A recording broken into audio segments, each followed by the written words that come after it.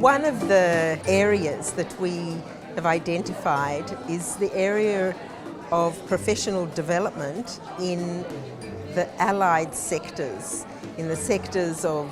family violence, mental health and drug and alcohol, where gambling doesn't seem to be on the radar, where we bring a lived experience performance to raise awareness among the professionals and to help them in their confidence in talking about gambling with their clients. And that's a project that works with people with lived experience of gambling harm,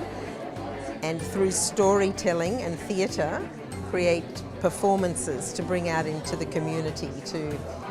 instigate the discussion around the harms of gambling.